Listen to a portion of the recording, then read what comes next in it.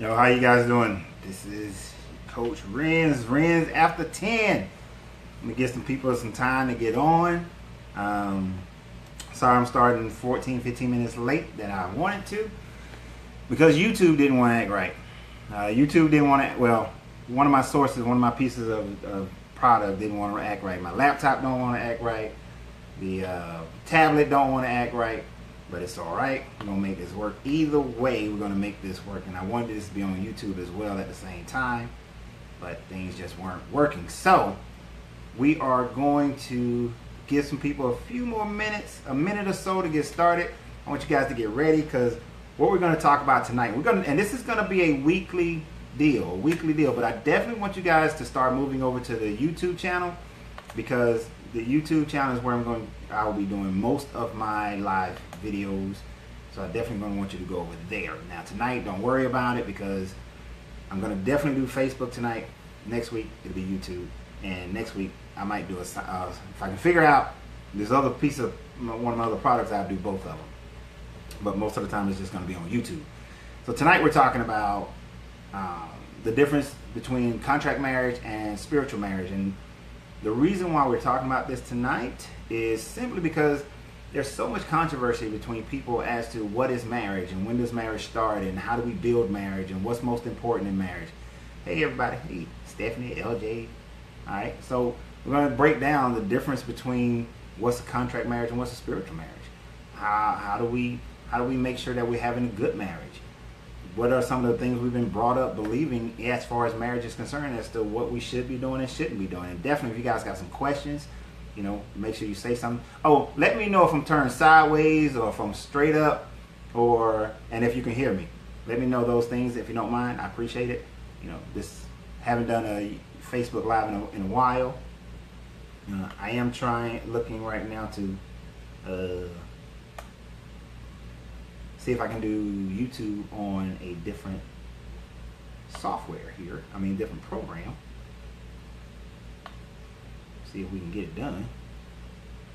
But my daughter Sydney's on here. Love you too, baby. I'll see you Sunday, definitely. See, and that's one reason. Some people ask me, why do I make videos? Why do I talk about stuff? One of the main reasons is because for my children, so that they can have something to go back and listen to, later and get my thoughts and opinions on things, and for them to be able to watch and learn. Because you know, as the little jokers get older, you don't get a chance to see them as much. And this is a very important topic for me and my kids, for me to give to my kids, because I want them to understand the importance of marriage and why it should, how they should actually look at it. I'm loving all the love that I'm getting from some people. What's up? Lou, what's up, down? And if I can't get this YouTube to work on my laptop, we just gotta just do this, and I just have to throw this on YouTube as just a straight video at a later time. So, and hopefully some of you guys I know some people on here, they've seen me from the videos that I do with Kevin Wesley and on our Sunday podcast. So if you haven't saw that one, Jethro, yeah, Jeb gonna be making another video probably tomorrow about this movie that we went to go see. So y'all be ready for that too. But I'm about to get started because I have very little patience for this software that's acting like it doesn't want to act right tonight. But it's all right though. It's all right. We'll make it work. We'll make it work. And I'm about to go live, about to just go ahead and start.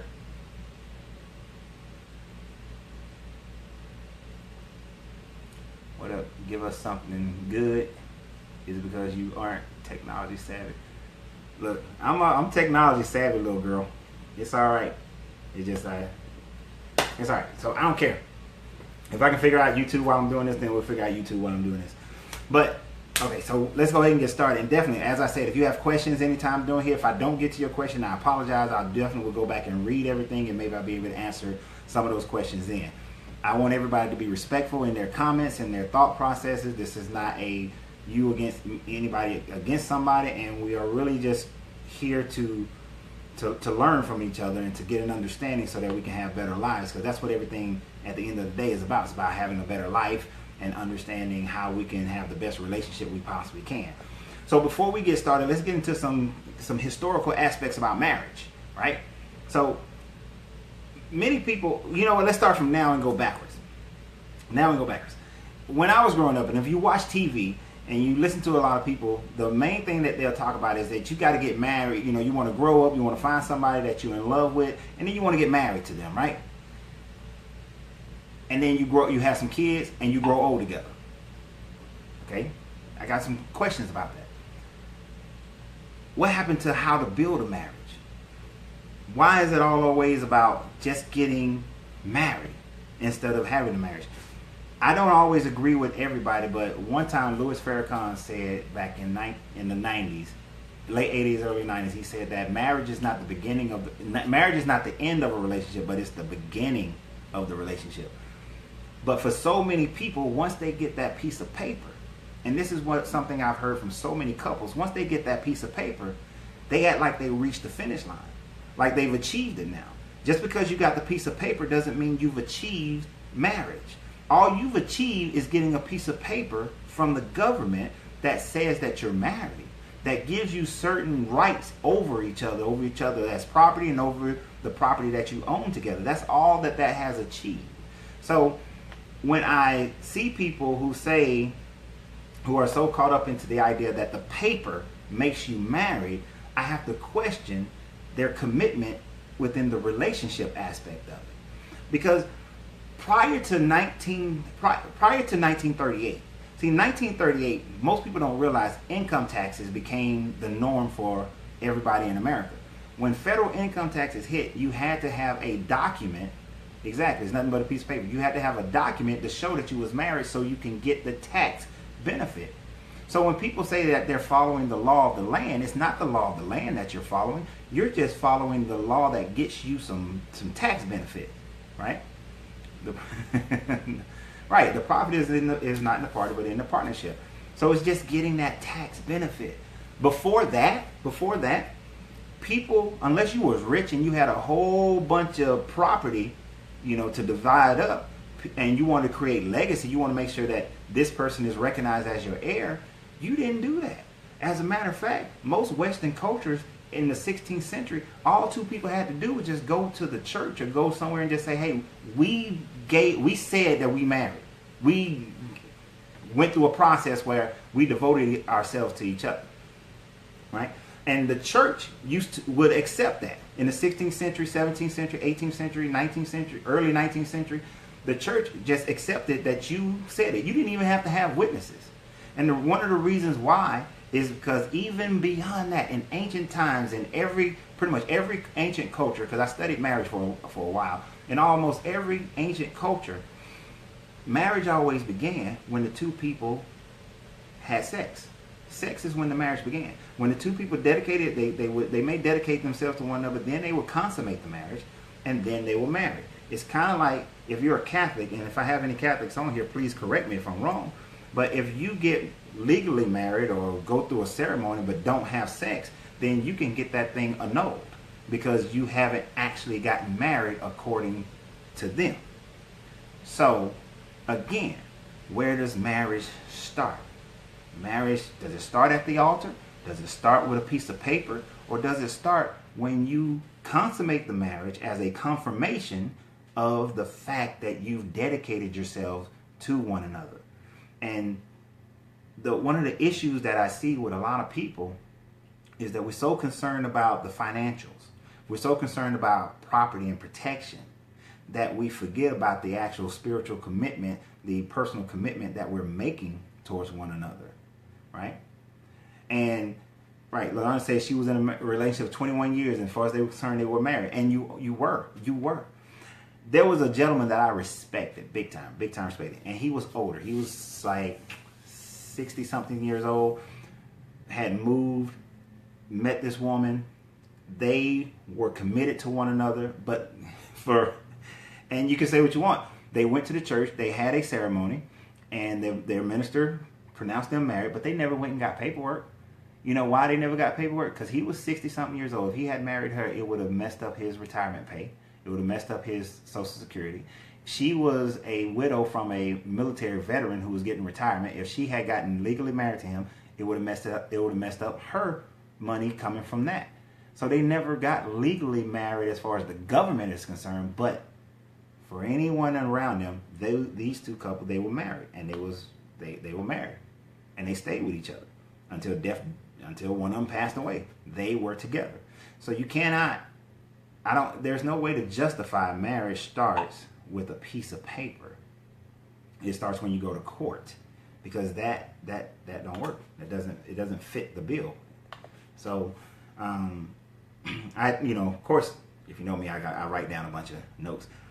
All these documentation that we accept from the government as this is how you do something, it's not necessarily worldwide either. I want you to understand, we often have a cultural view of everything. Take, for instance, birth certificates. Do you know that there are over 200 million people on this planet right now who don't have birth certificates?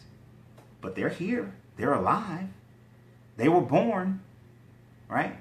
So they have birth certificates. So so they don't have a birth certificate, but over 200 million people, kids, run around with no birth certificate. Did you know that China didn't start issuing birth certificates until 1996 is when it became a mandatory thing for them to issue that. But they're here. Those people are here. The certificate has nothing to do with the fact that they were born. The certificate has nothing to do with the commitment that two people make to one another. And I know we use derogatory terms like shacking and that sort of thing. But before we get into an emotional aspect of it, who decided that that was a negative thing if the two people are showing more commitment to one another than two people who have walked down the aisle, stood in front of a minister or a boat ship captain or a judge, and they've gotten that paperwork in their hand? And as soon as the relationship gets started after that, everything starts going downhill.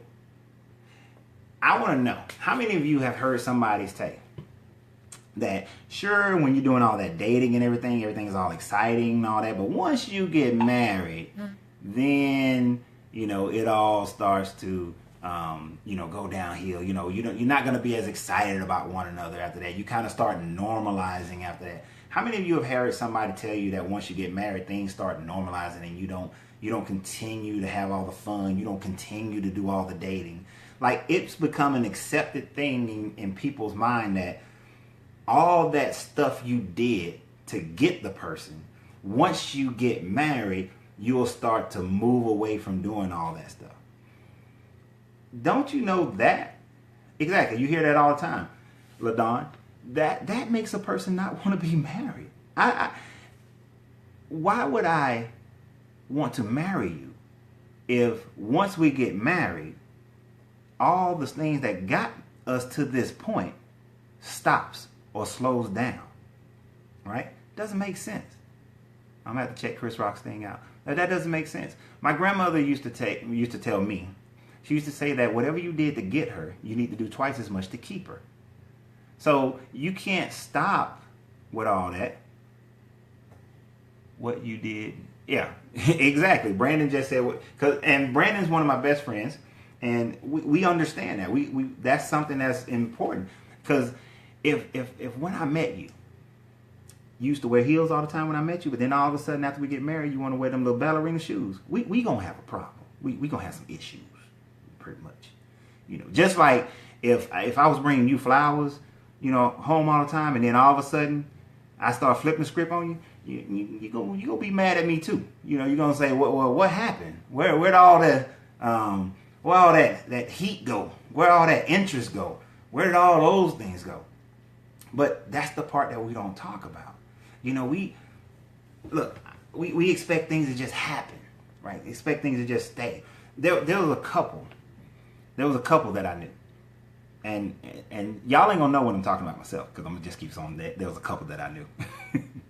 But there was a couple that I knew. And they used to sit up there and talk about all the time and pray. And they will pray that we're gonna pray that God makes the relationship sweet again. We're gonna pray that God makes the relationship, work itself out and makes it, exciting.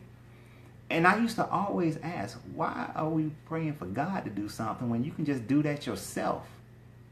You can just do it yourself.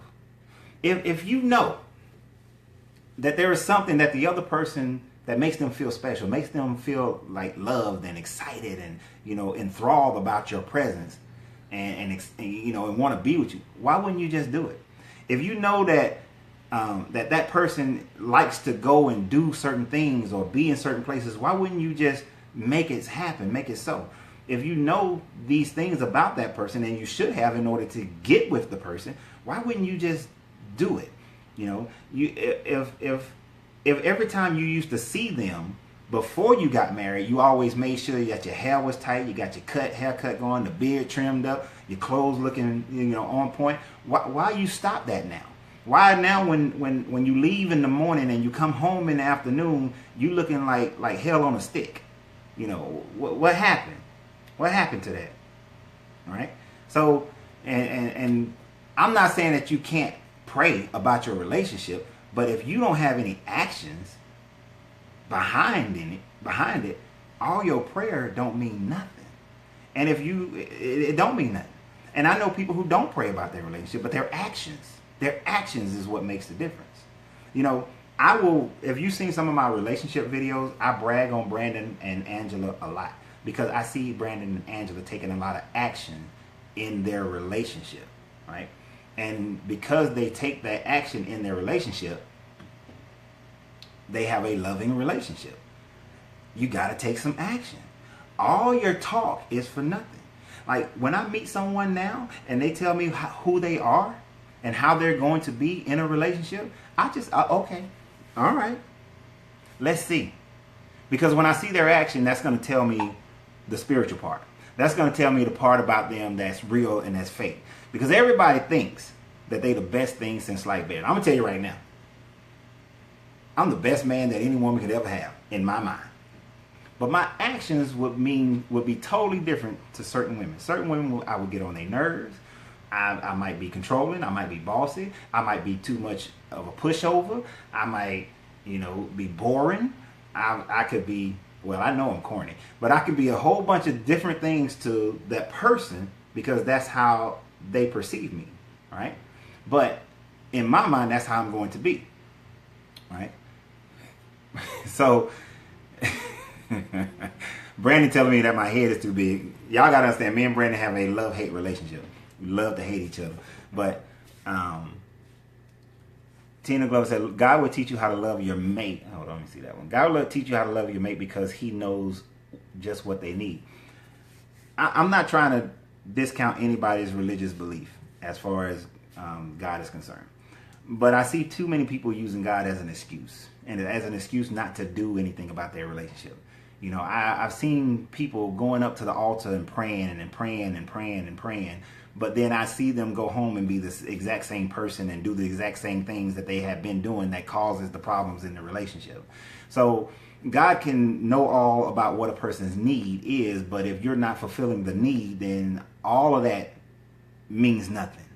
I know that's not the message that people get all the time. You get the feel-good message all the time. But none of that means anything if you're not doing anything. Because, I will go ahead and say this. I was married to a woman who would go and pray all the time, who would get in prayer groups all the time.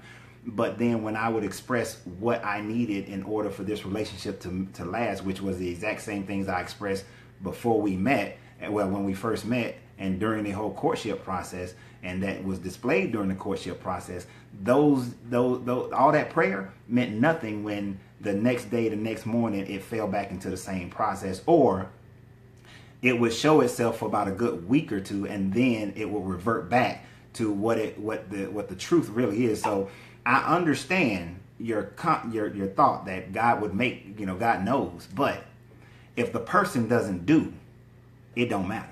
Because on this third dimensional plane of flesh, what you do is what's going to make the difference, So because If that spiritual person is, that's why I say it's versus the spiritual marriage. Because the spiritual marriage is not saying, God, go do this.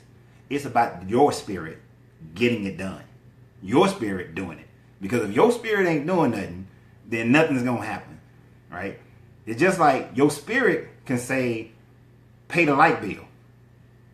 But if you don't have a job and you don't have money and you don't send the check, the light bill is not going to get paid and you're going to be sitting in the dark.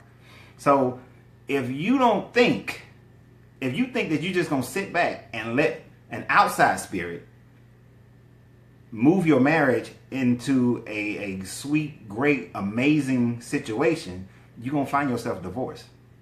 You will find yourself divorced. This is why when couples, when I would coach couples and they would say things like, well, divorce is not on the table. I would tell them, like, don't have that mindset that divorce is never on the table.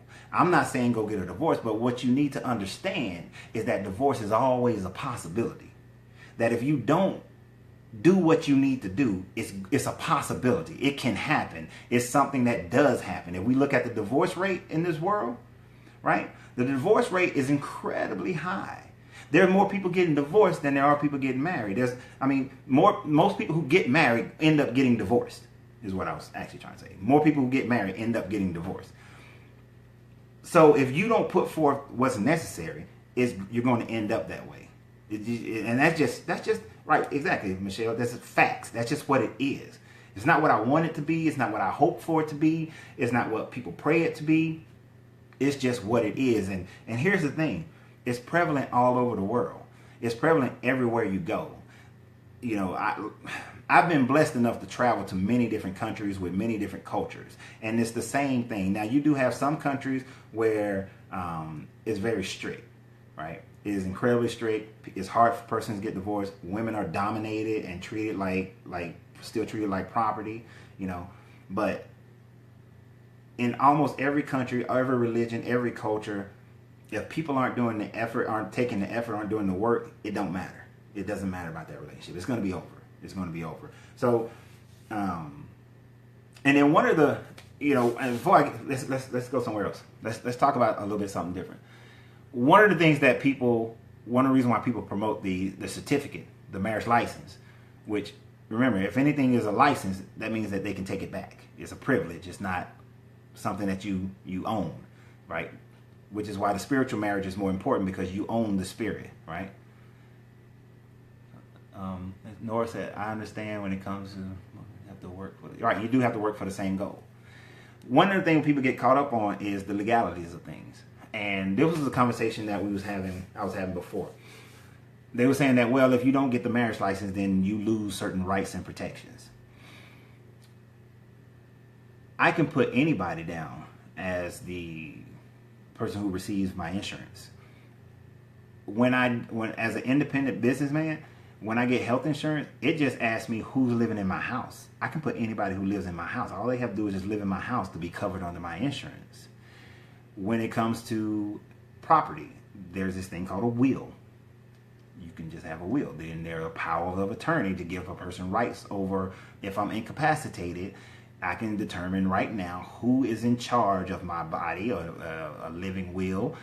There are other paperwork, other legal things that you can do. The only thing that the marriage license guarantees you, other than tax benefits, which there are far greater tax benefits than the marriage aspect of it, the only thing that it guarantees you is who's going to get your Social Security, right?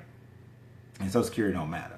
God has more important things to be concerned about than rather than how your mate is getting along. Quit bothering he or she. Exactly. Out of all things in the world, that's what we're worried about, your marriage.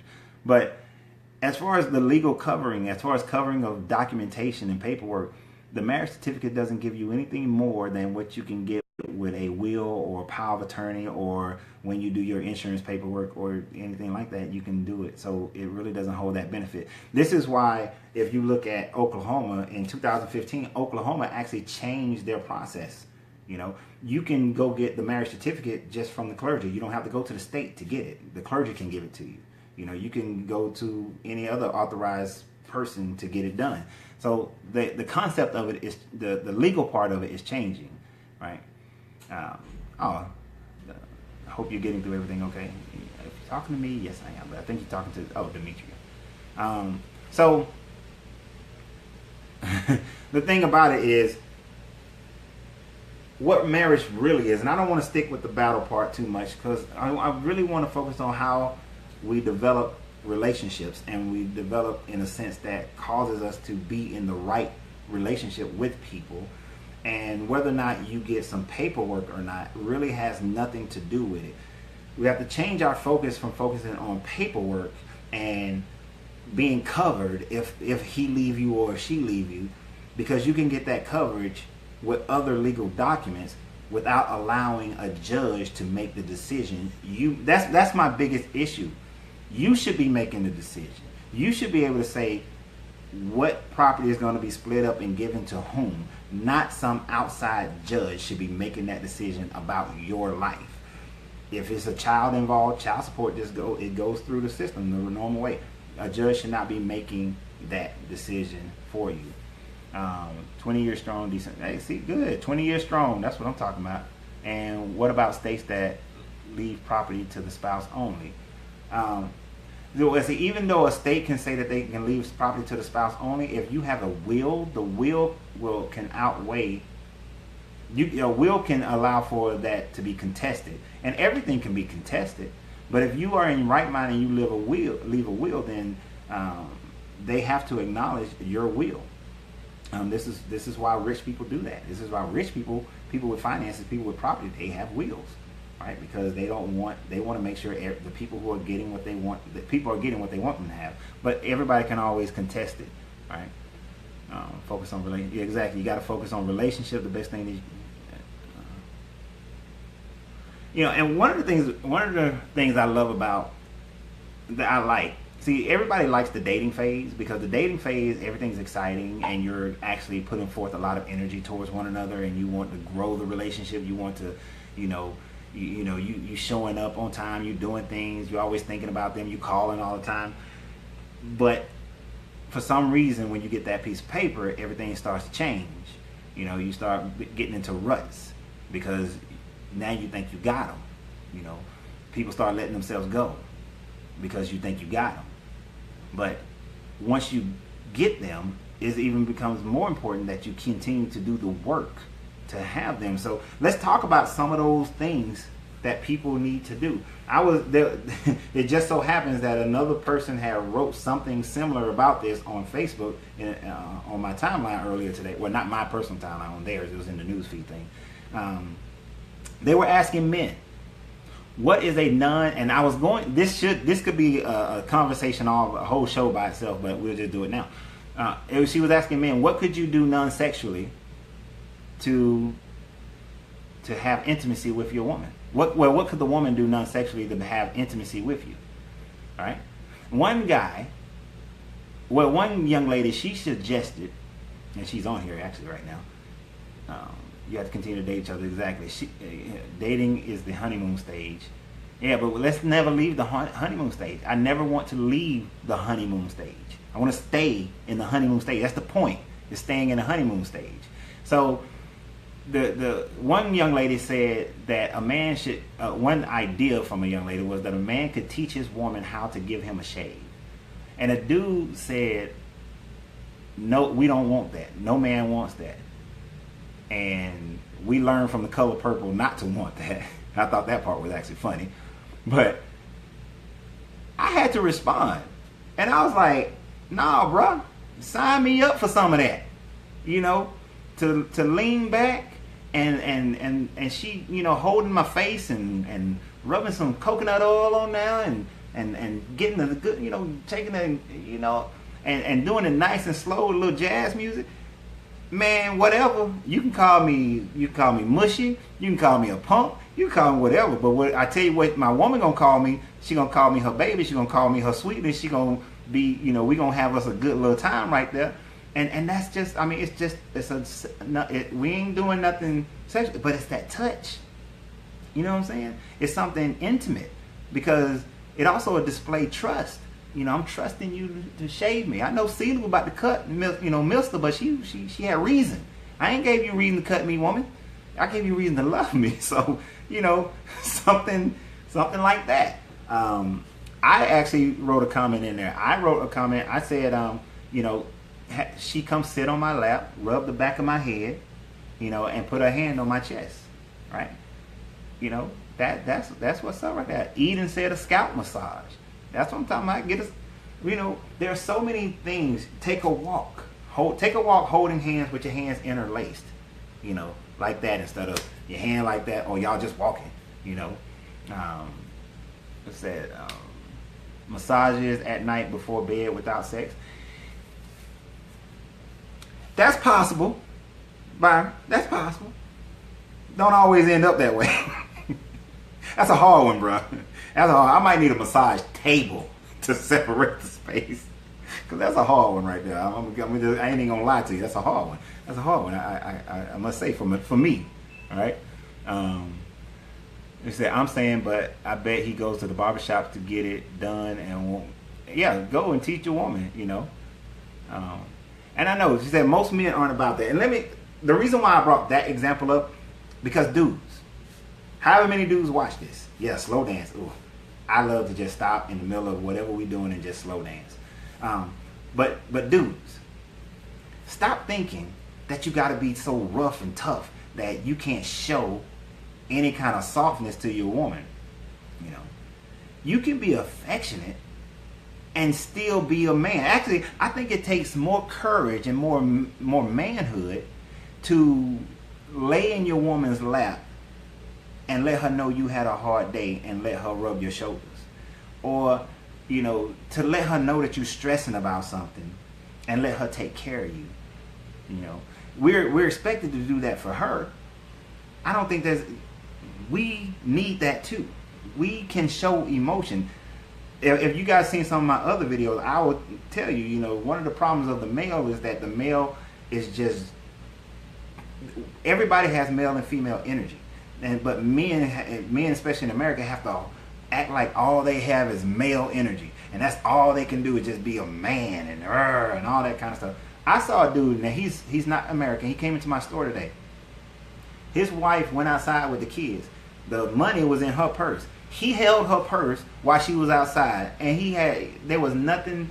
He was not acting like a wimp or nothing, because, you know, their culture and their culture doesn't look at it that way. But we gotta let go, dudes. We gotta be able to look at our woman and say that, you know what, I can be vulnerable in front of you. Somebody just wrote that.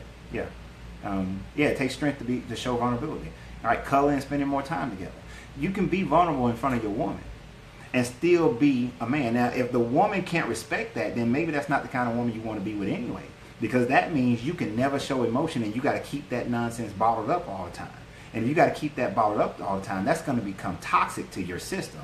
That's going to like lower your vibration to a level that it will start affecting you in so many other areas, where you won't be able to produce as much as you normally would produce at work and outside the house. You won't be able to have as much fun. Your health will start going down. So many negative things will start happening to you if you're bottling up all of that stuff, right?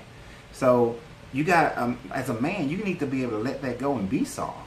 You know, one of the hardest things for me that I allowed myself to do about 20 years ago was to let my wife at the time, run me a bath with all that stuff in it, with all the lavender and the bath beads and all the bubbles and the little sponges and all that kind of stuff. It was like, and I was in the Marine Corps at the time, so I was like, I'm not taking some big bubble bath like some girl, some little sorry joker. That was my mindset 20 years ago. But you know what? That was so cool. It was so cool because she had the candles and all that kind of stuff. Stop laughing at me. She had all the candles and stuff all around. She was playing the little jazz, because at that time, A Twist of Marley had came out, so it was like a jazz version of Bob Marley's song, out CD Legend. And so I'm listening to that, and I had my favorite glass of wine. Dude, women do that all the time, and I understand why. You know, I was against it, but you know what? It made her happy, right? She was happy. It made me happy. And I came out, skin feeling all soft and everything. And, you know, and she wanted to dry me off. I let her dry me off. It was weird at first, but you know what? It was fun and it was good. And then we just sat there and you have to understand where we lived at the time. We sat there and we opened up our back window and there was a strawberry patch behind our house, behind where we lived, so you can smell the strawberry smell. It was cool. It was cool. It was great. It was great. So you let yourself be free to do that. Now, I disagree, Tony. I desire that. So we want to allow ourselves to be free to let your woman pamper you. Let her do those kind of things. Now, ladies, I love y'all. I love y'all to death. Right? But, we understand that y'all can become emotional. But we also understand that in today's world, a lot of women have begun to, have gotten hard. Right? And you got to put up this wall to keep people, to keep your womanhood. You got to be a tough, strong, independent woman. But some of y'all just too rough. Some of y'all can't let a man be a man. You can't let the man take care of you, right? Yep, your woman's supposed to be your best friend, but it's okay to have a woman who got strength. I would love my woman to be strong enough that if we need to get some stuff done, we can get some stuff done. But I need her to be fragile and vulnerable enough that I can take care of her. I was recently at an event, and I somehow I became the dang on Uber driver for 3 women. 2 of them were pretty good. They stood by the door. When they saw that I am a door opening fool, and I got 3 women, and do not get in the car until I open your door. Stand right there until I finish and I open the door. But one of them was kind of hard headed. And she gonna see this video, so she know I'm gonna talk about it. But she was hard headed. She kept trying to open her own doors. I had to fuss at her, and I was like, "Yeah, you watch whatever, Stacy." Kept trying to get out the car. She had to be told to sit her tail down and wait.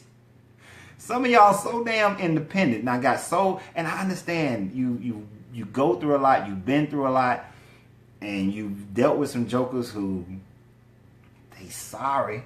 They don't know how to be chivalrous towards a woman. All right?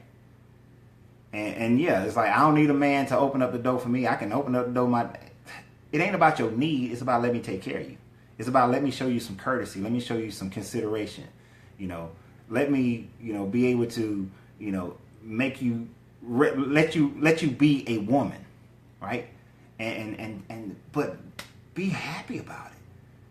Don't be mad, And I know some of my friends right now, they when they're around me, they have to learn that you don't do this. This is not what you do, right? I'm trying to show you a courtesy, trying to show you some affection, show you that I care about you and I respect you. So, ladies, sometimes y'all gotta when you read the dude and know that he's just trying to take care of you, that he doesn't have a ulterior motive, let him take care of you. Let him do some things for you. And here's the thing, ladies. In today's world, a lot of y'all make good money. You might make more money than him, but don't let the money determine who can take care of whom and who has good sense about them. Don't let the amount of money of who makes the most money determine what kind of relationship you're going to have, because the money don't make the man, nor does it make you, the lady. Now, in this city of Atlanta, there are tons of women who make good money, right? And spirituality and sex. Yeah, we can talk about that too. You want to talk about spirituality and sex, right? But there are tons of women who make more money than a man, or equal money to the man. Don't let the money destroy your relationship because you're qualifying or quantifying who you are and who they are based on the amount of money. I'll tell you guys something right now. There has been times in my life where I've made upwards of $180,000 a year. There have been years in my life where I've only made about $12,000 a year. But I was the same man at every step of the way. And I've made 50, I've made 40, I've made 30, I've made 120. I've made all different ranges of money. We've lived in the best communities. We've lived in the all right communities. I've been homeless a couple of times just by myself. I would never let my kids and my family be home, but I've been homeless by myself a couple of times. But does any of those things determine who I am? No, it doesn't. Matter of fact, hell to the no, it doesn't.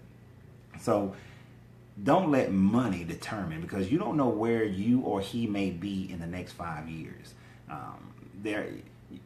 I know of people who they were going to work and then but they came home early because they lost their job. Does that make that person? Does that lessen who that person is at that point? So if you're in a relationship with somebody, shouldn't you have that person's back? Shouldn't you be there to push them forward, to help them get over the depression that they may go through? You know. Let's see. But does a man really want a woman who is completely soft and not have a little edge of bitchiness in her? It's not about being completely soft. I mean, we don't want some big whiny woman. No. We don't want some big overly emotional woman. No.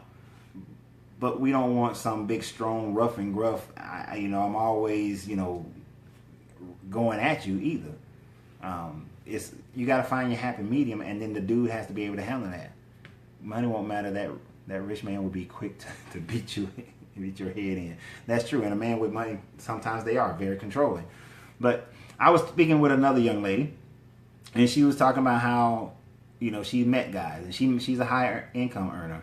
I don't know how much she makes, but I just know what she does, so I know she's a high income earner, and I know how long she's done it, so I know she's a high income. I know around about what she's probably making. And guys will say, "Oh, I can handle the fact that you make more money than me," but then find out later that they can't really handle it because their ego is getting in the way. See, it's these kind of outside things that destroys relationships.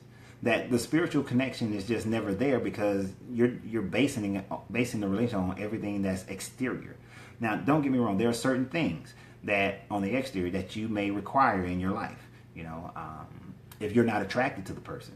I'm not going to say get with somebody who treats you like a king or treats you like a queen, but you're not attracted to that person physically. You need to be attracted to the person.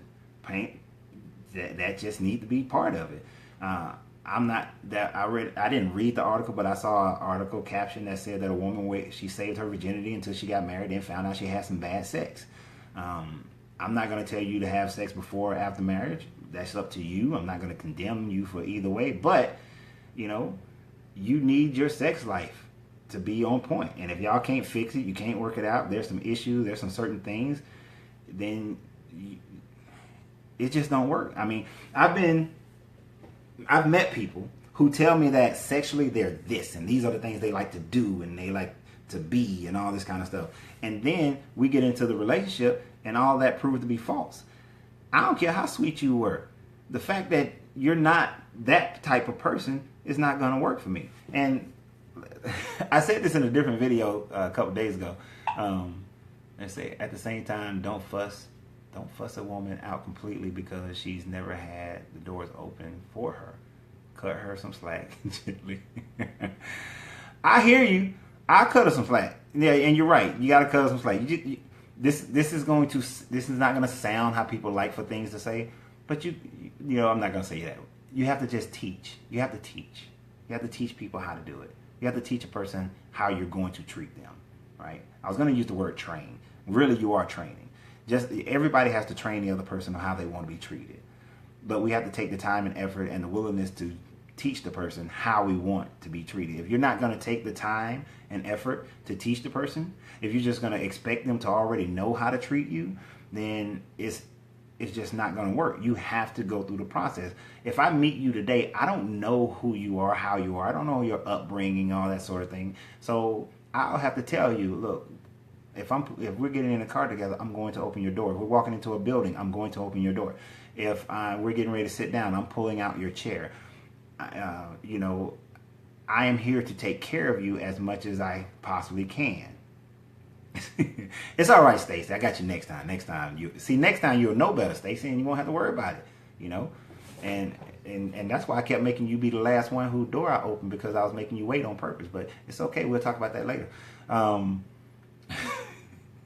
But yeah, we have to teach them. And the same thing go as far as intimacy. Sometimes you have to teach the person how you are intimately and how they want you to. You teach people how to treat you, Dr. Phil. Okay, yeah. But teach me. But you have to teach people. And here's the hard part about teaching somebody something when it comes to intimacy. And I mean all levels of intimacy, not just the sexual part.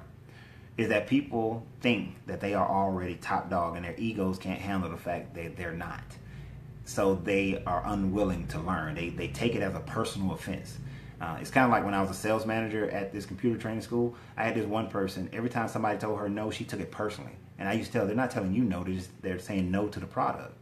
So when your man or your woman tells you that, you know, the way you, if it's oral, the way you do oral, they don't like it, but you know, you could do, if you try this or try that, the way you kiss them, I don't like the way you kiss me. So if you could, you know, if we can work on our kissing in a certain way, or so, you know, we can work on the kissing. We can work on when you hold my hand. I have a tendency to squeeze a little bit too tight when I hold hands. So, you know, just you have to tell me that I squeeze your hand too tight.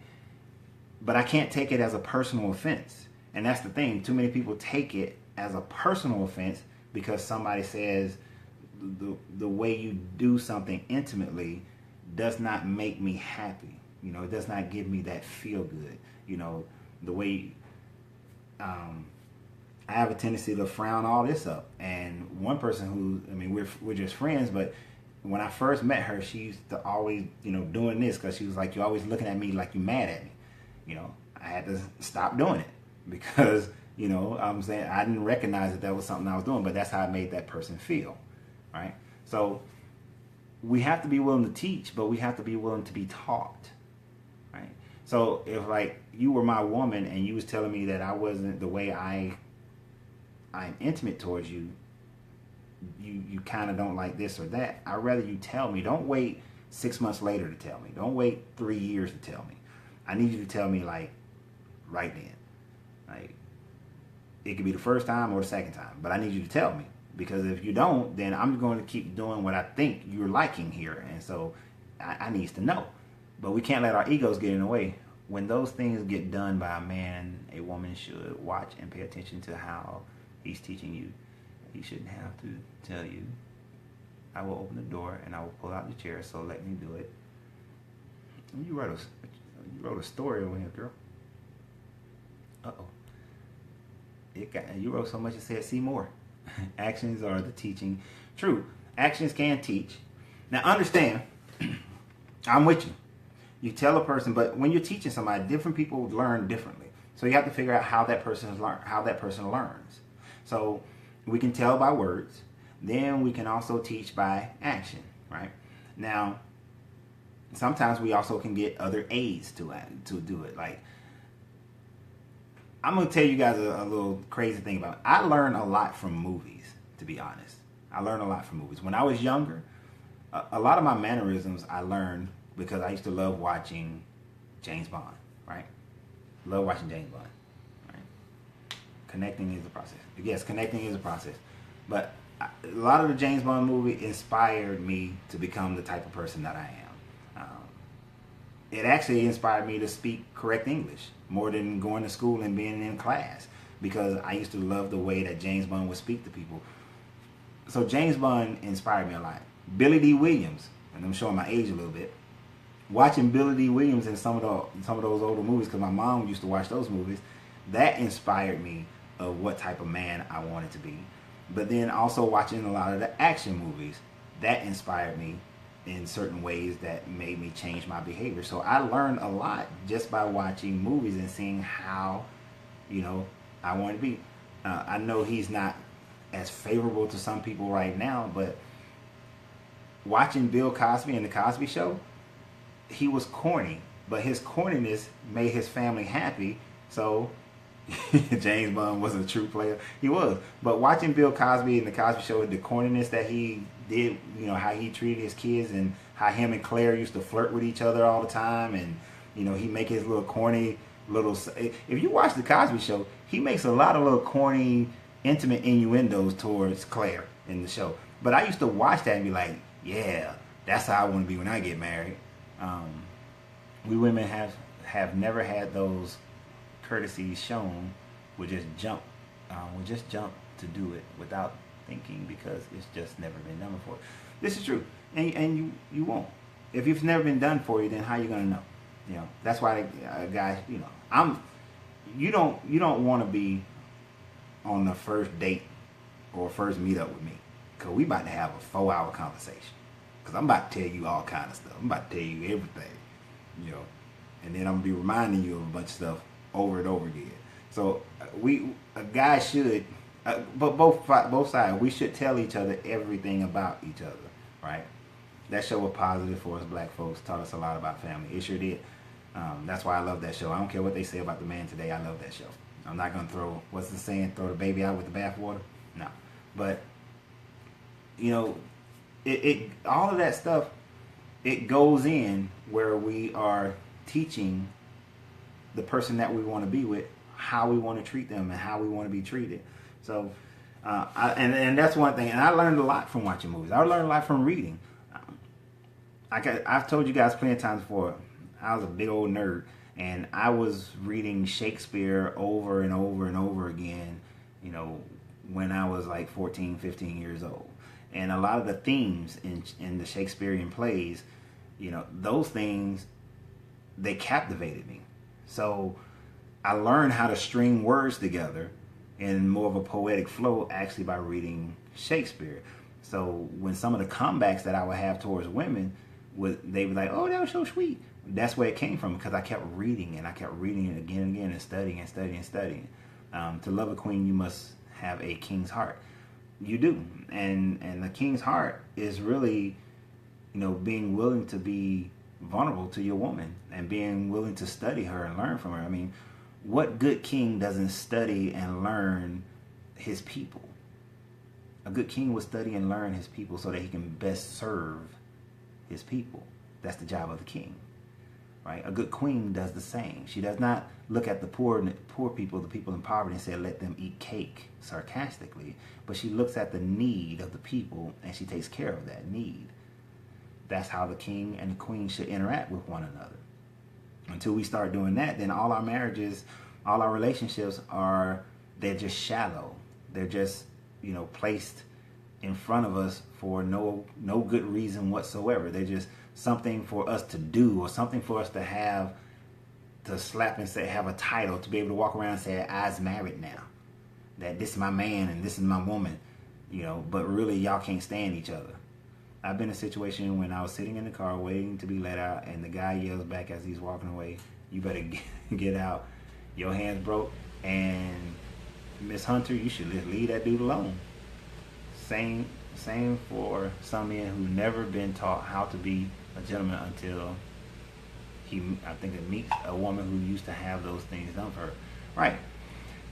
Unfortunately, a lot of those things are missing from guys today, you know, and even from women as well. But that's where we have to begin to have these kinds of dialogues in order for people to start recognizing. Like I said in the earlier example, for that guy to say that men don't want to be shaven and cuddle like that and participate in intimate interactions with a woman, that's stupid. That's him trying to be macho for no apparent reason.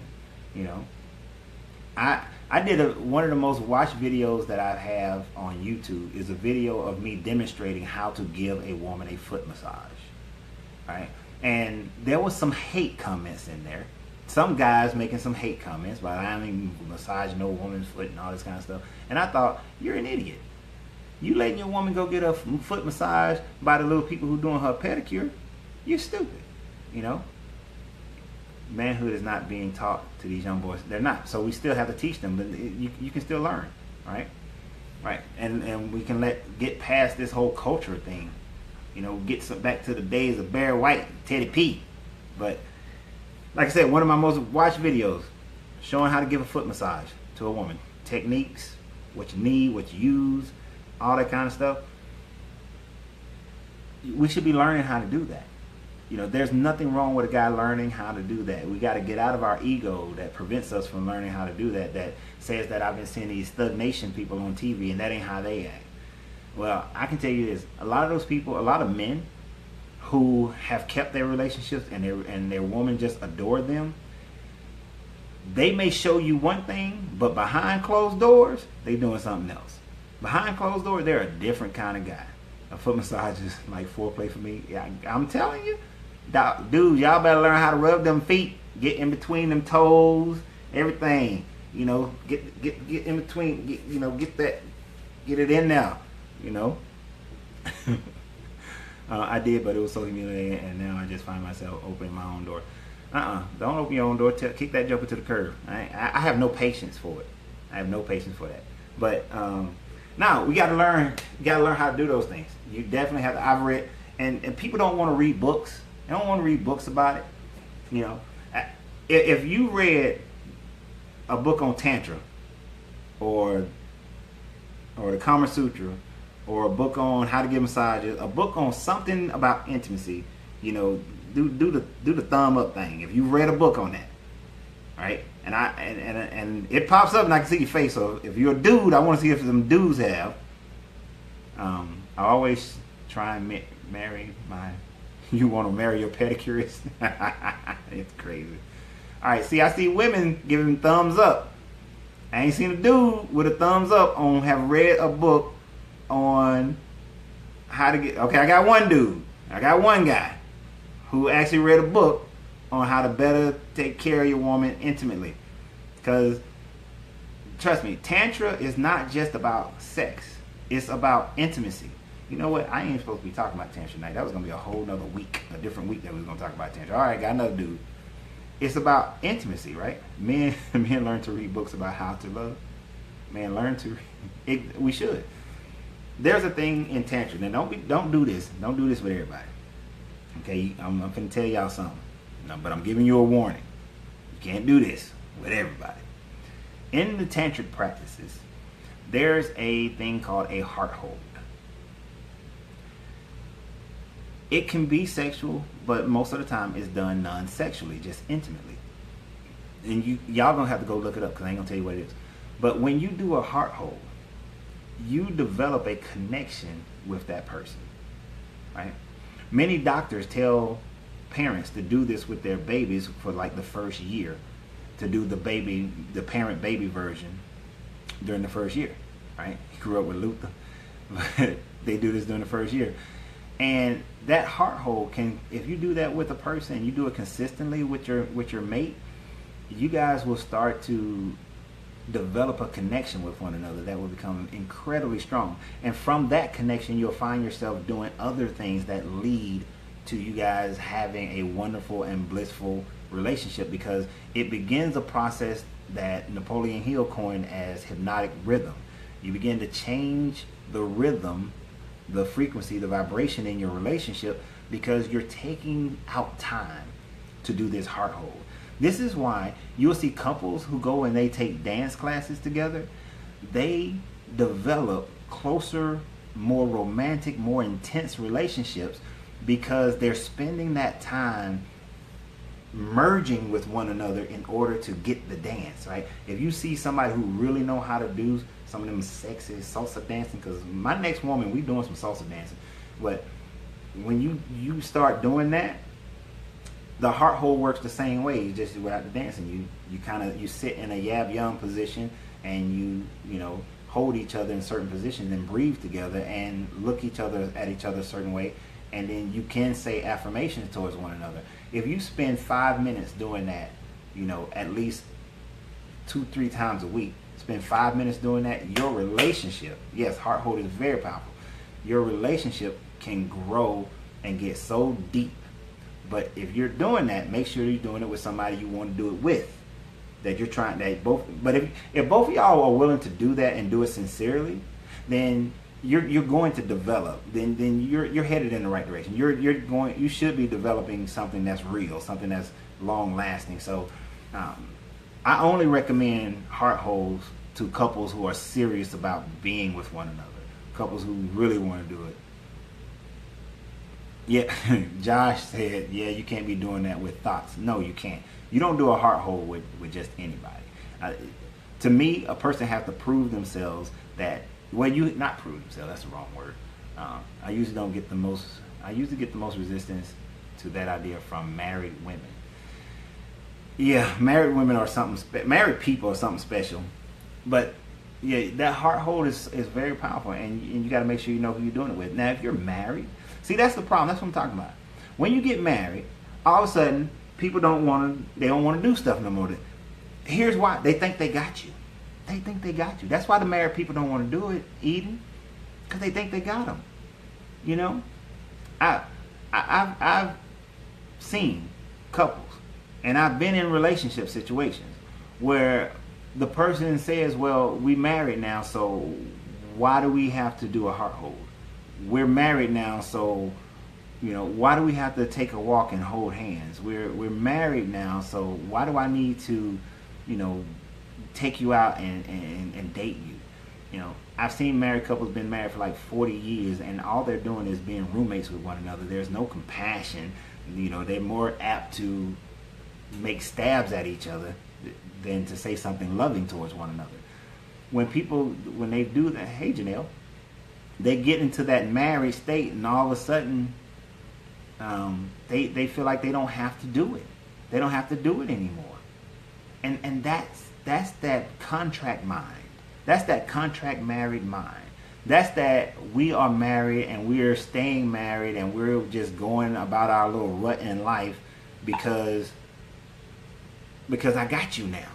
And what would society say about you if you get a divorce? Society's gonna have all your friends gonna have a whole bunch of stuff. You're in my sorry, my bad. But society's gonna have a whole bunch of stuff to say about you if you sit up there and you divorce me. So you better stay here and be miserable with me, right? Right? What they say, holding hands and holding each other is for play. Exactly, dude. I was around a older married couple for a good three years before I decided I just didn't want to be around them no more because their energy just sucked. But in the 3 years I was around them, I never saw them kiss each other. I'm talking about a peck, not even a peck. I never saw them kiss each other. I saw them hug each other one time, and even when he hugged her, she was like, "Get off me," and made a little smart comment and then tried to laugh. I saw her, touch him on the shoulder one time, and he looked at her like, "Why are you touching me?" I mean, there was just like no love in that relationship. It's like the marriage is a tangible entity that needs protecting more than the actual live humans. Exactly. But, I mean, that's how their relationship was. And I just had to stay away from that because every time I would be around that couple, it pissed me off. I got mad. I did not like, I was like, that makes no sense. And when you would bring it up to them, they say, "That's just how marriage is." And I was just looking at them like, "Are y'all crazy? That's just how, why would anybody get married if that's how marriage is? I wouldn't want to be married to somebody like that. No, hell no. And you can call me anything you want to call me. We getting divorced if that's what that relationship is like."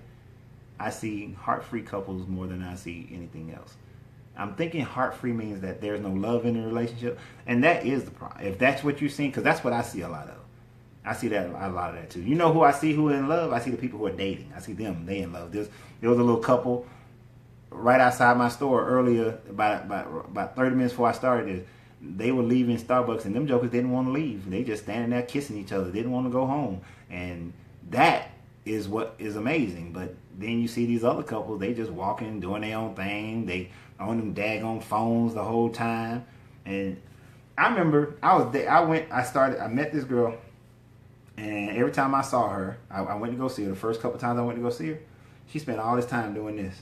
Imagine this is a phone, this is a tablet. But she's doing this. Oh, I was done. I'm over here to talk to you, and that's what you're doing? I'm done with that. And it's very discouraging because people claim and they say, "I want to be in love, and I want to be married, and I want to be in love, and I want a relationship, and I want to be in love." And then you get the opportunity to be that, and then you start putting restrictions on it. You start deciding that, you start holding on to issues and holding on to gripes and complaints instead of continue to develop the relationship.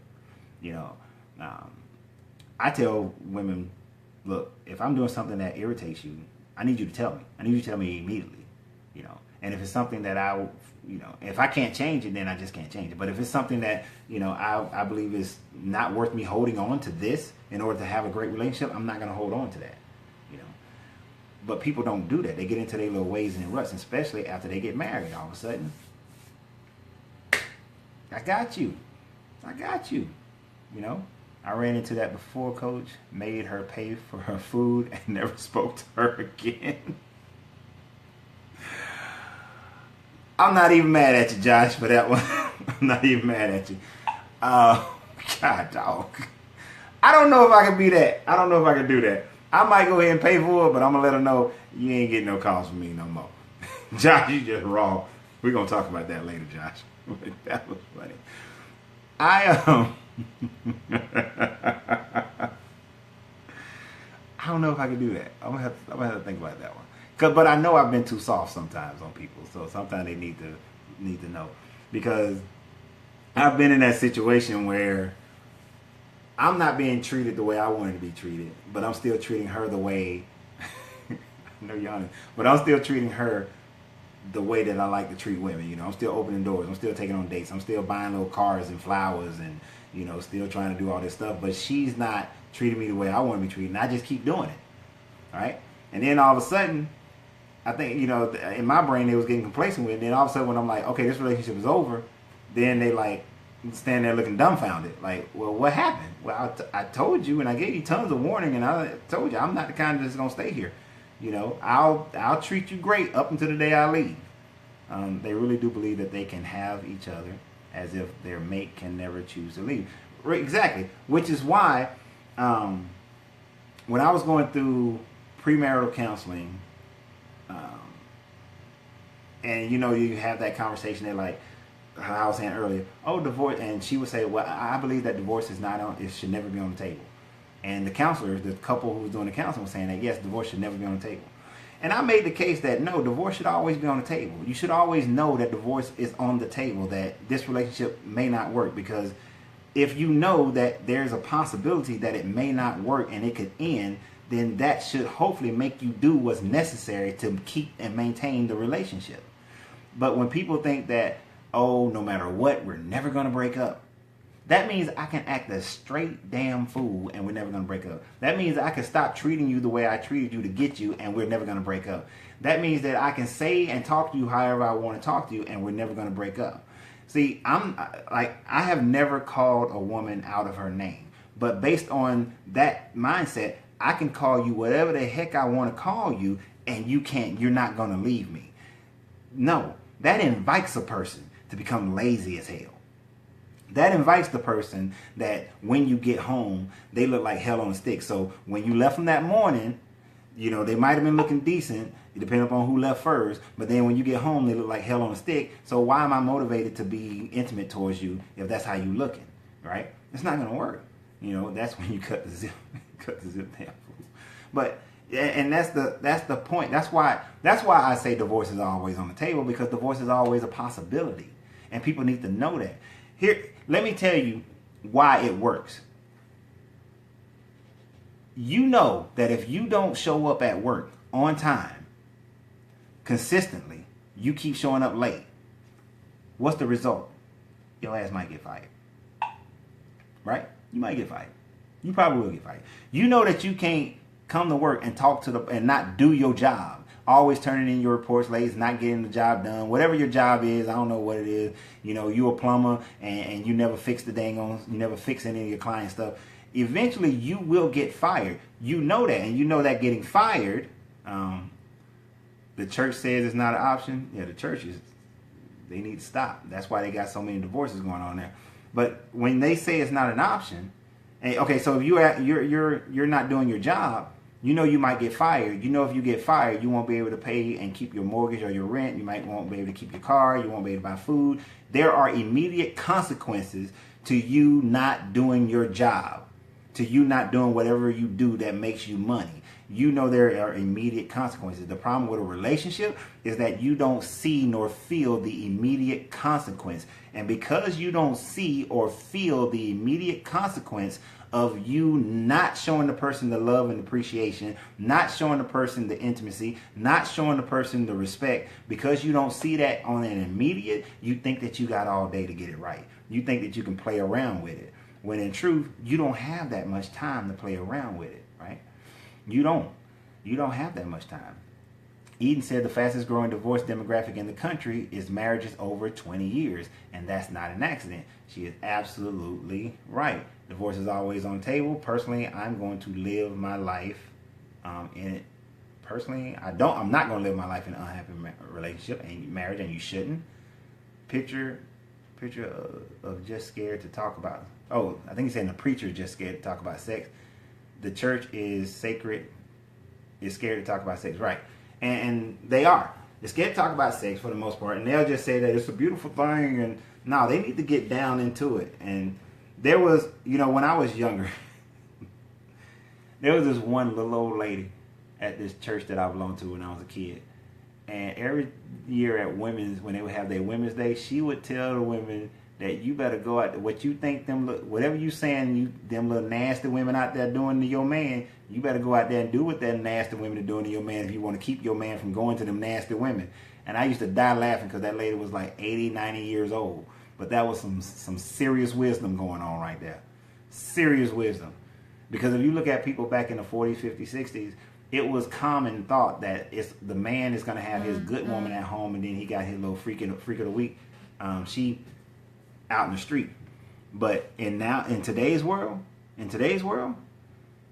the man is not sitting at home with the good little meek woman. He want the freak in the sheet at home with him. He want her. But if he's not getting her, he ain't finna stick with it. It's not gonna happen.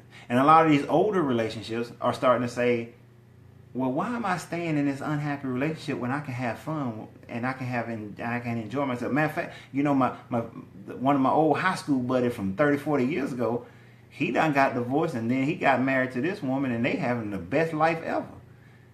Older people are starting to realize that. And so these 30-year, 40-year marriages, yes, they're ending because people aren't willing to be unhappy. And then y'all living longer too. You're living longer. You're going to be 100 years old, 120 years old. You're going to be like, dang, I spent, 80 years unhappy. Why? I ain't spending that much time unhappy. Forget that nonsense. It doesn't make any sense. But we sitting up here and we're not talking about these things. We're not talking about sex. We're not talking. There's a young lady. She's on my Facebook account. Her name is Naisha Troutman. It's spelled different, but Naisha Troutman. You can find her on my friends list. Her and another guy, Rhino, they do a show, and oftentimes they talk about sex down to the nitty gritty.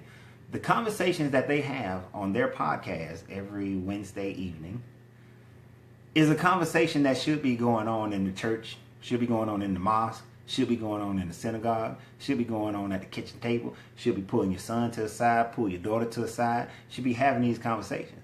Trust me. I have I can take the conversation only so far with my kids, but as my kids grow up and mature, the conversation gonna get more detailed.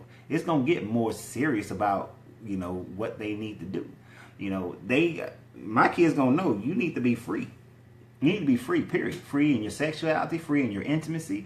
You need to be free in how you feel that you want to treat the person and not holding it back because you think that somebody else may think ill of you. Because I'm going to tell you guys right now, if I had to live my life in public, I would publicly show my woman all the care, the consideration, love, and all that kind of stuff. And y'all could be like, man, he done pumped out to that woman. At the end of the day, I don't care what y'all think. Because who am I laying in bed with at night? Who am I waking up with? I don't care what y'all say. It ain't going to mean nothing to me. As long as me and her happy, then, forget y'all.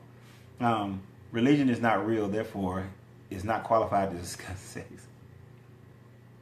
And religion is a man-made contraption, though. As far as discussing sex, what's funny, here's what's funny about that, right? About religion and sex. Have you ever read the Songs of Solomon and decode it? Understand the analogy of the Songs of Solomon?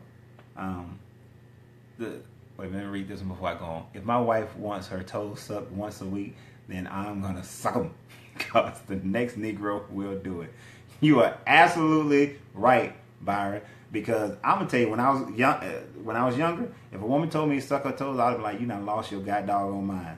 But if I'm with a woman, she want me, hey, you come out that shower, let's get it clean, and let's go to town. You got doggone right, all up in there. I don't care, and I don't care what y'all say, you know. But Songs of Solomon.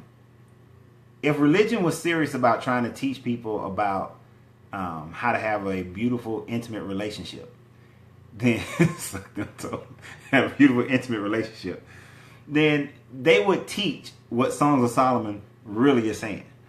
Do you recognize that in the Songs of Solomon, there's a part in there where he says that he's going past the mountain peaks. He's going and caressing over the mountain peaks, and that he go down the valley, you know, into the sacred space with his tongue and his mouth. He's talking about this with his tongue and his mouth. You know, Solomon was talking about that. Do you know that in Songs of Solomon, you're about to get some real stalkers. That's right, Byron, you're about to get some stalkers.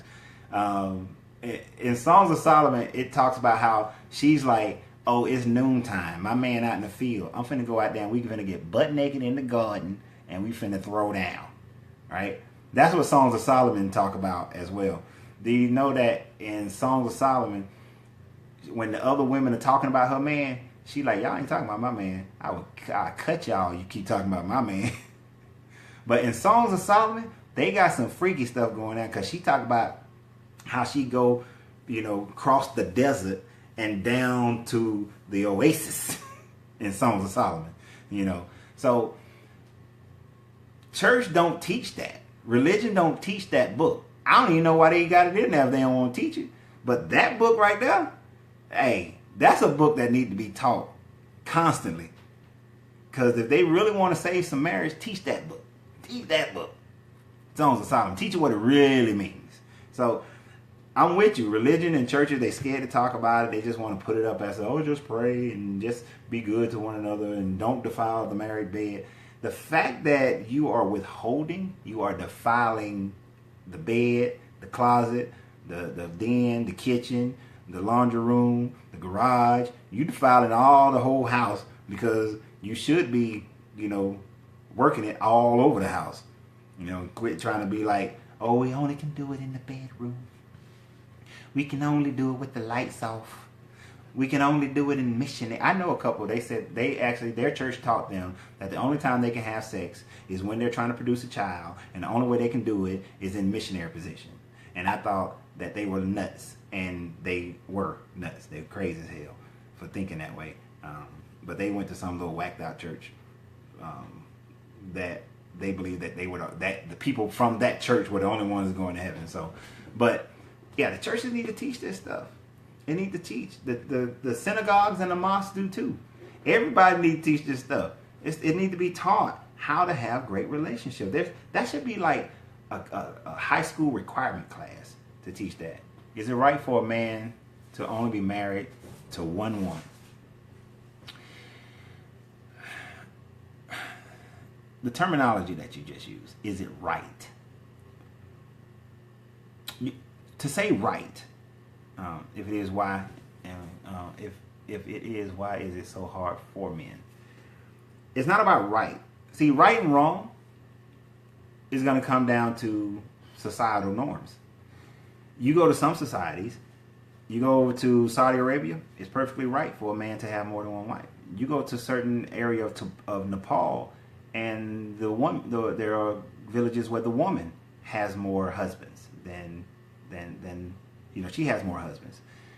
You go to certain parts of Africa and cultures, Muslim cultures, they have more than one wife. Certain Mormons, they have more than one wife. So right or wrong is not really a good way to express it. It's not about right or wrong as much as it's about what's right for you. I know a dude here in Atlanta. He can't do it with legal paperwork, but he got 3 wives, right? And they get along just fine. Everybody works well with one another.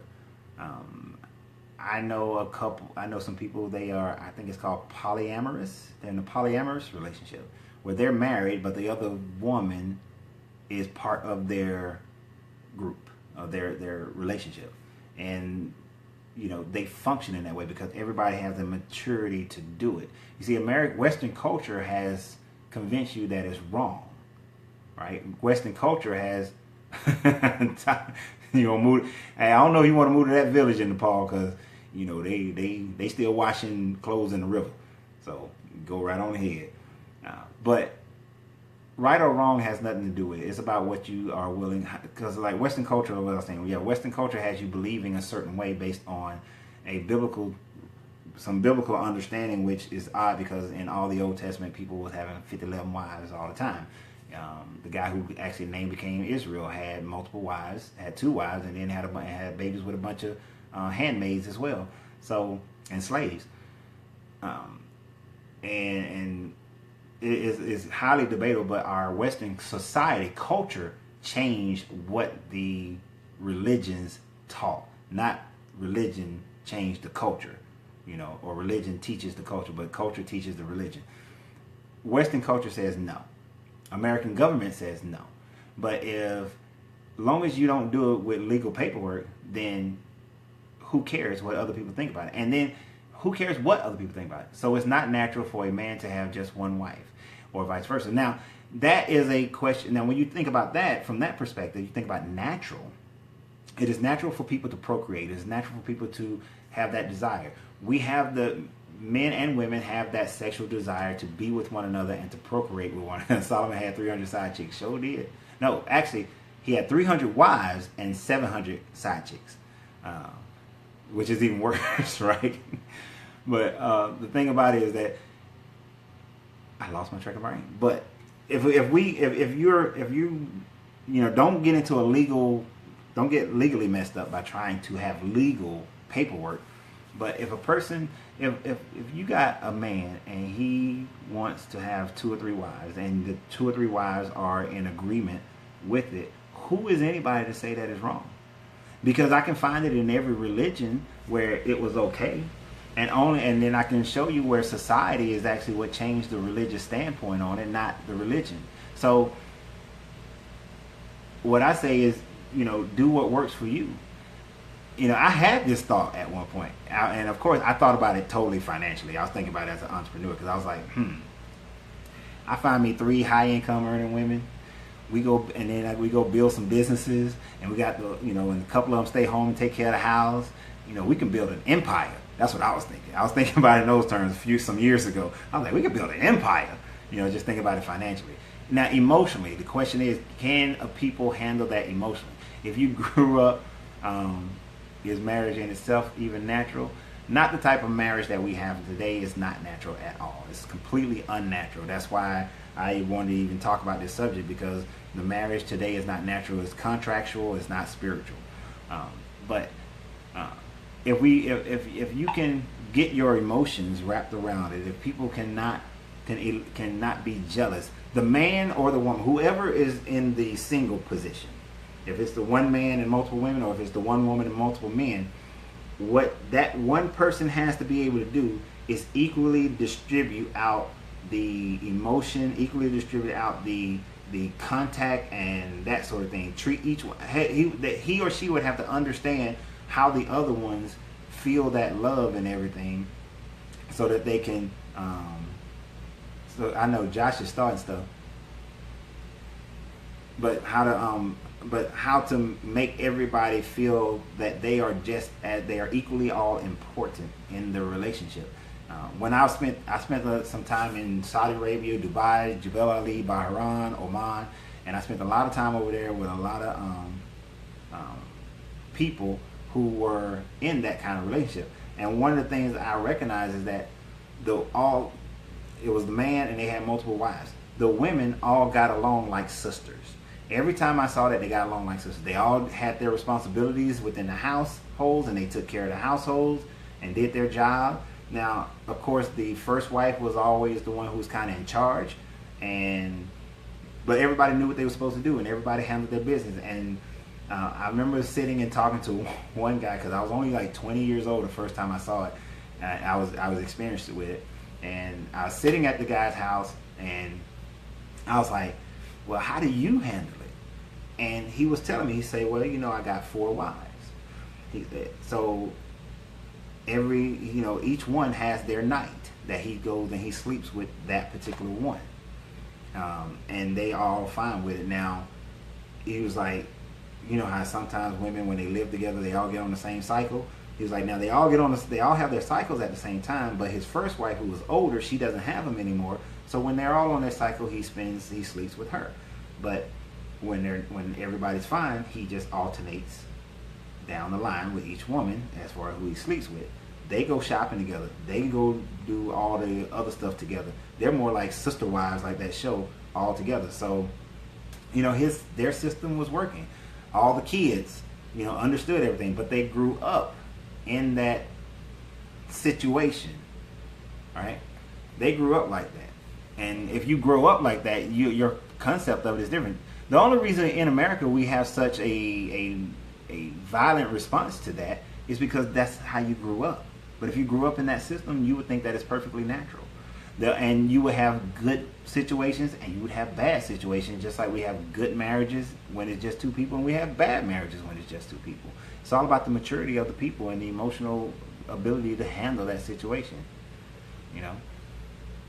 Or even, oh damn, I'll be mad. Brother Polite has 4 wives, and oh damn, I'll be mad now.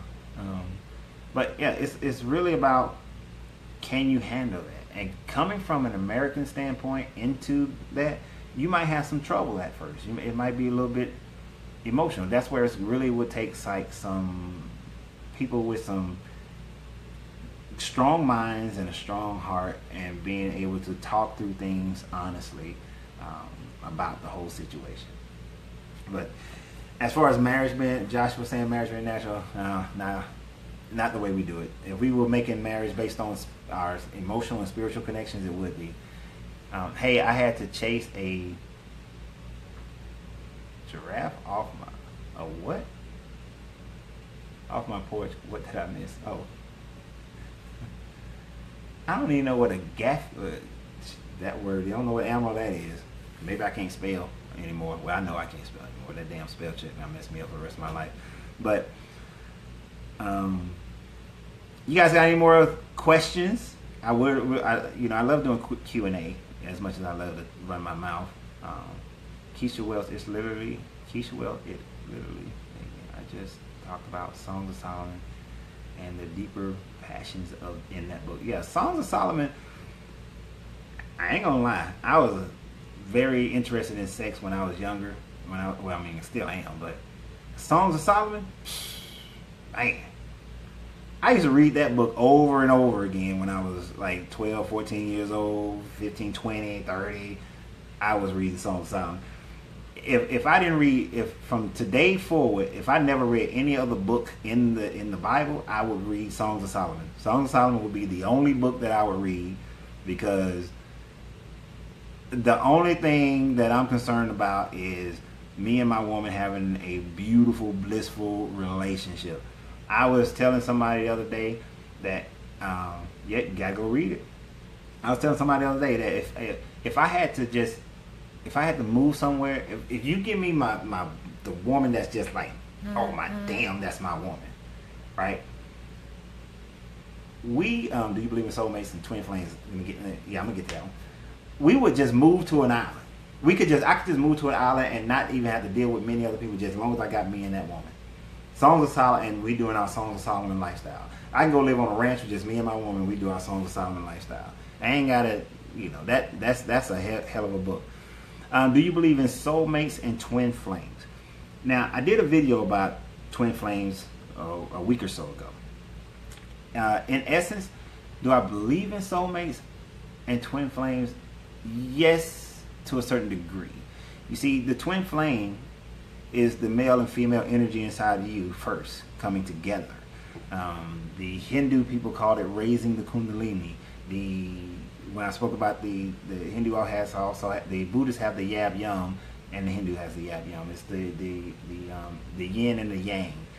Now, it's the 2 serpents coming up the caduceus, the male and female energy coming together. That's why the health symbol is both serpents coming up together. When the male and female energy inside of you is up and both raised, that that is my better understanding of your twin flames coming together. Because if you haven't got your twin flames up, if you haven't got balance between your male and female energy, and see, this is what I was talking about earlier, how dudes are just being totally, left brain and male, and some women are being totally right brain and female, or they flip flop them. The dude is way too feminine, and the woman is way too masculine. They are out of balance with their internal twin flames.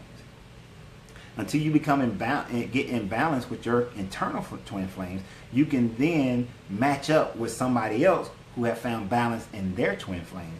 Now, that person can then become your soulmate. Do I believe that you have one little soulmate on this planet, and that's the only soulmate you have? No, I believe you create your soulmates by finding someone whose twin flames are like yours and balance each other out and magnify each other. That's what one of the things I'm writing in the book. In the book that I'm writing, that's one of the overarching ideas, and it'll be in there a lot about developing that sense about yourself first, and then being able to identify somebody else's twin flame who matches up with you, so you can develop into soulmates with one another. Because I want you to think about this logic. Who in the blue hell made up vows? Think about this logic as far as soulmates are concerned. You're here, and I'm here in Atlanta. Let's say my soulmate is some chick who lives on some remote island in the South Pacific. I'm probably not going to meet her ever.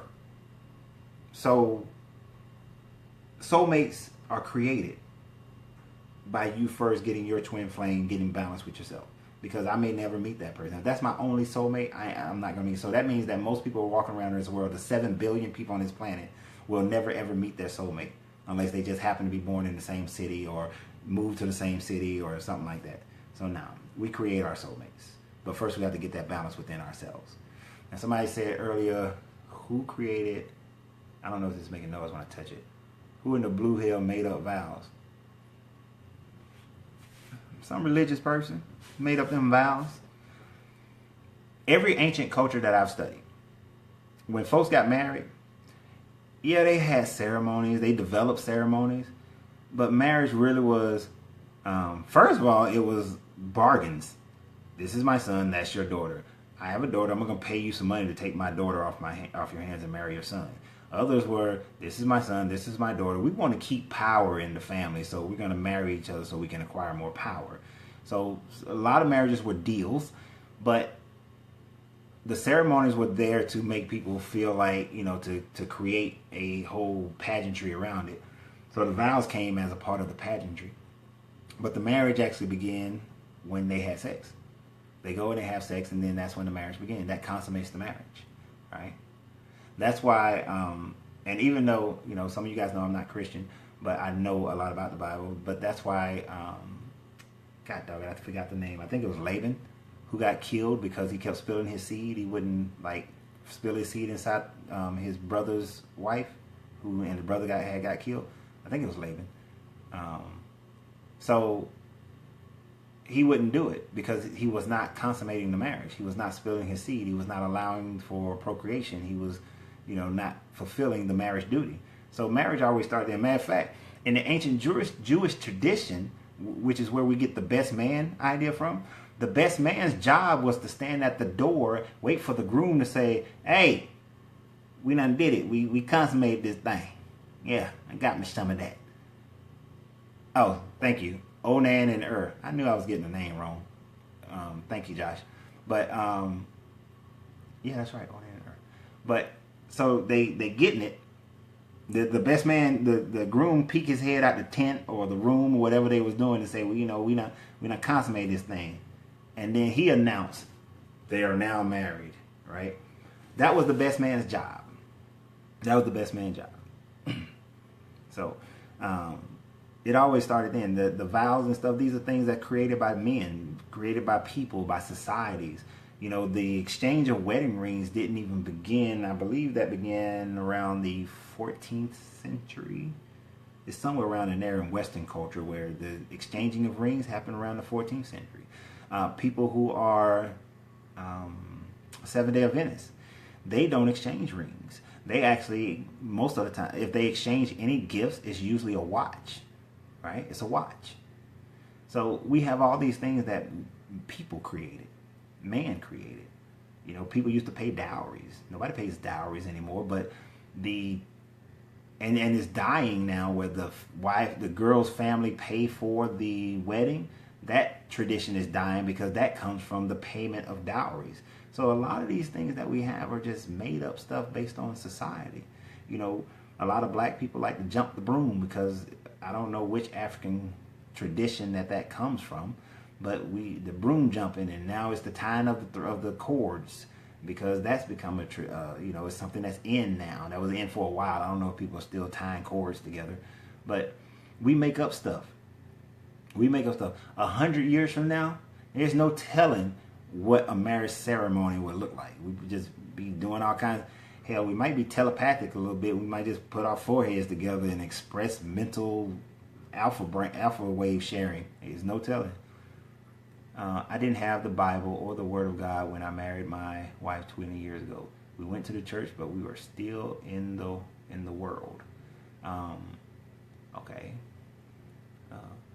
I heard diamonds weren't nearly as valuable before, and ad companies push diamonds as rings as a way to show real love in marriage. Yeah, De Beers company, really, they tricked everybody with diamonds. They control the output of diamonds. There are more diamonds in the world than most other metals, precious stones, but because they limit the supply, they make the value of them go up, and that's why every time somebody finds a diamond cache, they quickly go down and take control of those mines.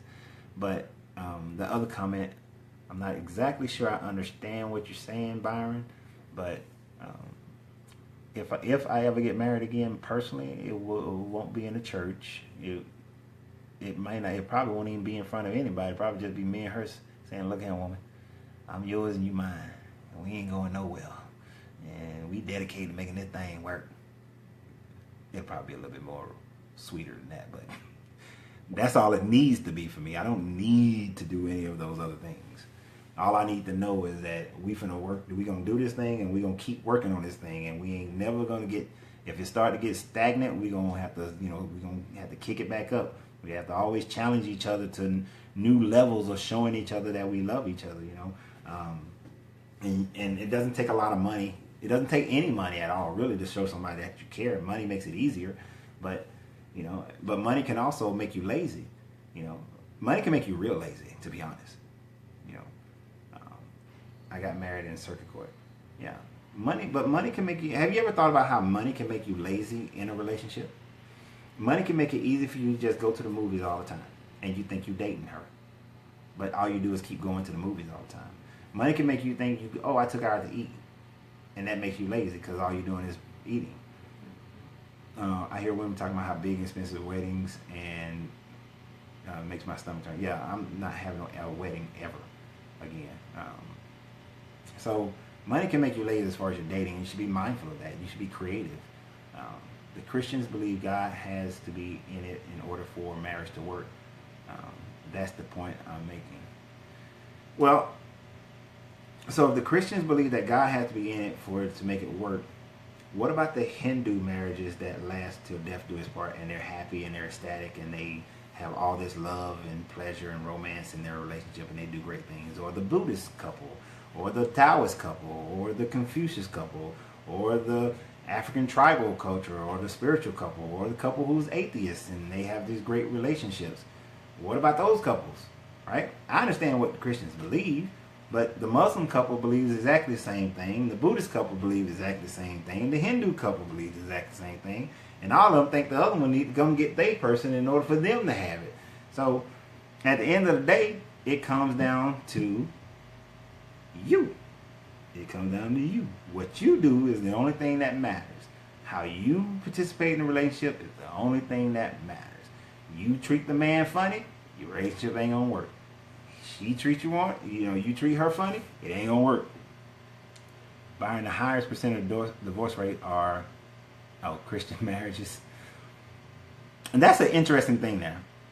That used to trip me out. When I remember the first time I noticed that the Christian divorce rate, the church divorce rate was higher than the average divorce rate. Because I think when I first saw that, it was like the average divorce rate was like 56%, but then the Christian, those who report that they were Christian, their divorce rate was like 62%. And I was like, that don't make no damn sense whatsoever. That makes absolutely no sense. But I can tell you one thing about that blows my mind. So I've seen some other groups, right? These other single groups, and they're based on a religion, right? And here's one of the things that I saw in those groups a lot. I saw, as soon as you meet somebody, you need to hurry up and get married to them because y'all gonna sin and have sex with one another before you get married. So you need to hurry up and get married. You don't need, you know, after 3 weeks whether or not you want to marry them, and you should be married in 3 months so that you won't have sex and defile and, you know, and sin. It was all about hurry up and get married so you can have sex. Hurry up and get married so you won't have sex out of wedlock.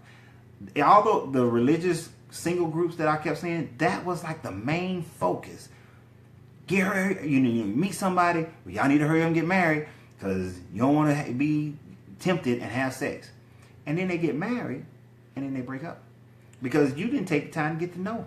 You didn't take time to get to know her. She didn't take time to get to know you. She didn't know if you crazy. She didn't know what your idiosyncrasies were. You know, she didn't know. You don't know those things. You don't know why a person does a certain thing. You start making up assumptions and stuff. I lay the face of my phone down, not because I'm trying to hide anything. It's because I've broken so many phones that I lay them down. I lay them down on the face because I don't want something to hit it. And even when I got that dang on OtterBox on it, I still do it. That's the only reason. I don't have nothing to hide. I tell you whatever you want to know. But people in these religious groups are so quick to try to hurry up and get married. The last woman that I had that I dated, now it wasn't her, but so many people around her, so many people from, they were so like, so when y'all gonna get married? So when y'all gonna get married? I'm like, God dog, we just met. We only been knowing each other for like 2-3 months. Why are you talking to me about that yet? Now, is there potential? Yeah, there's some potential, but we got to evaluate the potential. We got to evaluate this and see, you know, how far it goes, because there's something we can discover about 3-4 months from now that could be a deal breaker. So let's not rush. Matter of fact, at this stage of my life, I'm not even gonna talk about it. If I've been knowing you for 3 months and you start talking to me about marriage, you need to stop talking to me. Stop talking. We still need to be, we may not even, we probably haven't even ironed out finances yet. Why are you talking to me about marriage? You know? We probably haven't even ironed out our sexual appetites yet. Why are you talking to me about marriage? And I'm 45. I turned 46 on Sunday, so y'all better get the birthday stuff going. I'm 45. I'm 45. My youngest child graduates high school in 2 years. About 2 more years after that, I want to move out of Georgia. At least, at minimum, I need to move out of Georgia. I have to move out of Georgia. I cannot be living in Georgia. I got to go. I've been living here way too dang on long.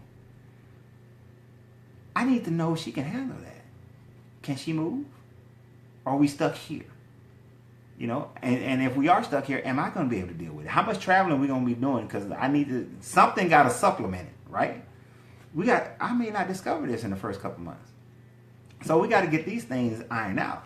We need to learn. I need to watch you go through some stuff. You need to watch me go through some stuff. I need to see how, when I piss you off, how you treat me when you're mad. And you need to see how I treat you when I'm mad. I need to see all these kinds of things. Like, because I couldn't be with a woman that, if she gets mad at me, all of a sudden she starts cursing me out and calling me names. Oh, we going to have a problem. Because you not going to cuss me out. You not going to call me names. Now, if you mad, I tell you, you need to go sit your little tail down over there. You need to walk outside, go walk around the neighborhood. You need to go do something, cool yourself off, but don't talk to me like that. You know, you need to go get it together. And then we can come back and have a conversation. As soon as I see that voice, see, I'll piss a woman off because as soon as she start raising her voice, I do this. And see, don't you shush me. I don't know who you... You're not talking to me like that. Now, do we need to take a break and come back to this? You know, you need an hour. Let's go do it. Now, if she, I don't think I've only been that pissed off one time where I knew I need to take a break. I need to walk away for a minute, right? So you got to walk away. Now, can you handle that? We dating. 6 months now went by. You thinking, oh, this is so crazy. We've never had an argument in 6 months, and we see each other every day and talk to each other every day. I want to marry him. And then we get married, and then like 4 months later, we have an argument, and you yelling and screaming, and I'm like, who you think you talking to like that? Go sit down somewhere. I'll talk to you about an hour because you ain't talking to me like that. You know what I'm saying? Now all of a sudden, like, where this dude come from telling me to shush and doing this hand movement? Like he doing little light puppets and stuff. So, but that's just how I am. And you need to know that. So and I would need to know you. Because if you a thrower, if you shush. I mean, I've seen those people. I've been in those houses where those couple, like I thought it was just on TV, where they throw stuff, right? People say arguments are healthy. Do you believe that? I'm gonna get to that. I've been in, you know what? Let's talk about that. Arguments, no. Arguments are not healthy. Debates, discussions, those are healthy. When you're arguing, when you're just yelling, when you just screaming and all that kind of stuff, the house, one of the couple that I used to know, and they used to, she would throw stuff and break stuff in a heartbeat. And I used to be like, why are you breaking your own stuff? Just because you mad that he didn't tell you that he was gonna make some extra stops, and you jealous as all get out and insecure, and you mad and you breaking stuff? Are you crazy? You breaking your own stuff, now you gotta go buy it again. That's why y'all ain't got no plates in y'all house. That's why every time we come over to visit y'all, we gotta bring our own plates, because you're breaking stuff. That's not healthy. That is not healthy at all, right? Your parents didn't argue for the first 16, but conversations, debates, we have an issue. Let's figure out the best method to handle this issue. And let's have a discussion about it, right? I need to hear you. You need to hear me. I need to try to best explain to you how I feel and how it made me feel and why I'm feeling that way. And you need to explain to me the same thing. And then we need to come to a mutual point of acceptance, of what we're going to do to move forward from this. But all that yelling, because see, when you say that, you call them out their name, you call him, you lazy someone or something, I can't stand your sorry whatevers, and he calling you look here, you raggedy whatever. You not said all that stuff. You can't take it back because you meant it. You meant that when you said it. And if you mean that much disrespect to one another, then how you expect to get the respect back? It's hard. It's hard. You got to talk exactly. I'm gonna say your name so wrong, Tamasha. I'm probably saying that wrong, Miss Hunter. But they just have to talk like adults. Exactly, talk like adults, right? I used to piss my kid's mother off. My first wife, I used to piss her off because she'd be talking, she'd be arguing, and I look at her just like this. Now the thing is that I'm not trying to as if I'm looking through her or being nonchalant or that I don't care. I'm listening. I'm just not showing any emotion towards what she's saying. Just listening. Oh, I said it right, Tamasha? Okay, good. I don't feel bad. But just that dead poker face look, and it will irritate her no end and just make her madder and madder. So I have to learn to start showing some emotion while she's talking and arguing. What's crazy, you got it on the mind. Thank you. My oldest daughter, she does the same thing. My daughter Sydney, and that would piss her off. She was like, "Don't you dare look at me like your daddy," because but she's just listening. But we have to learn those things about each other to be able to have conversation without getting angry. And so I had to start showing emotion while she was talking, so that she wouldn't get mad, and then it turned into an argument instead of a healthy conversation, right? Why does that offend people so much? Because they feel like you don't care about nothing they saying. They feel like I'm expressing all this emotion and you don't care. You're not showing any kind of emotion towards my emotions, and I need some reciprocation of these emotions. And I get it, because we do. If I show you I love you, then I need you to reciprocate that you love me. If I show you that I'm mad at you, then I need you to reciprocate that you know that I'm mad at you and you're sorry for it. If I show you that I'm confused, you need to show me some sympathy and some empathy that, You know, okay, I understand you're confused and I want to help you through this. I need some reciprocation of that emotion. So that's why they can't stand when you just, and you're just looking. But really, I'm listening.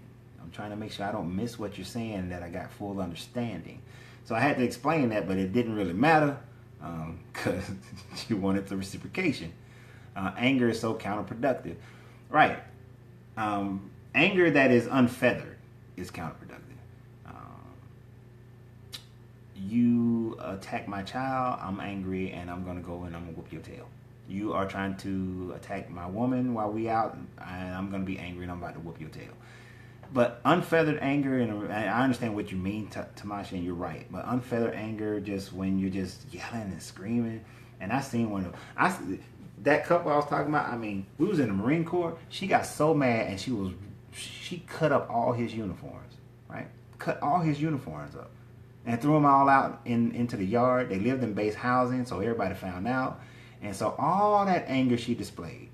And they still together. They're still together today, and it's amazing. But he lost rank because of that, which means he lost money because of that. Then he had extra duty, so he was away from the house even more because of that. So she did all of that and wound up hurting her entire family and herself just so she can be. That makes no sense, but that's what unfeathered anger will do. That's what it does, and it does, yeah. And it makes you older because your face all scrunched up all the time. You know, that's why I got to stop doing this all the time, because I'm getting, these lines are starting to get in right now, right? But I don't know if you guys got any other questions. What I'm looking to do. I can never understand when people say, I just did that to see what you were going to do to me. No games are being played. Yeah, somebody tell me that when I probably leave them, because I don't have, if you're going to play games with me now, you're going to keep playing games, and I'm not, this ain't a sport. This is life. Life is not a sport. You know, I'm not trying to win. I'm looking for both of us to win. So it's not one person winning over the other.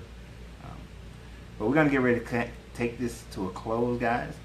The plan is to continue to do this every Tuesday night, Renz After 10. That's why it's called Renz After 10, because after 10 o'clock. Tonight is just on Facebook. I couldn't figure out how to make it do it on YouTube. I might need some of Josh's superpowers in order to make it work. Because if y'all need a tech person, y'all need to look up Josh. But the way that I'm probably going to do this from here on out, I put in the poster my YouTube page. Go and subscribe over at my YouTube page. I'm asking you to subscribe at YouTube. And this will be rebroadcast on YouTube. So go subscribe on YouTube. This will start to be a YouTube live event. And the way I'll probably do it, if I can figure out how to do a simulcast by next week, well, I probably got to upgrade some software or something on something to do it. But when I figure that out, I'll do like the first 15 minutes will be on Facebook, but then the rest, everything will be on YouTube. So I want you guys to get used to that. And if you're watching this as a rebroadcast on YouTube, I'm sorry that I did not get this automatically subscribed over to YouTube so that you could have saw this tonight. But I will definitely be on YouTube Live. If I can't figure out the Facebook thing, I will strictly be on YouTube next week. So it's my name, Lorenzo Reed. And you know, it's youtube.com/Lorenzo Reed. That's in the description thing that you saw earlier, the flyer that I posted, the picture that I posted about this. So I look forward to it, and definitely want you guys to come over there to YouTube, and we're gonna do it over there. I like that medium better, and there's, you know, other benefits to it, to me being on YouTube than being on Facebook. So I appreciate you guys. I look forward to next week. And as I grow this show, we'll be able to have guests in, because Josh is going to teach me how to do guests and that sort of thing, and have it on a YouTube feed. Yeah, so I'm just putting Josh on the spot right now, but I appreciate you guys, and I look forward to our next week, next Tuesday, Renz After 10, and we're probably going to talk about something sexual next week. So y'all have a great one. Enjoy yourself. Remember, you got to free yourself to be yourself, because your greatness is non-negotiable. And thank you guys.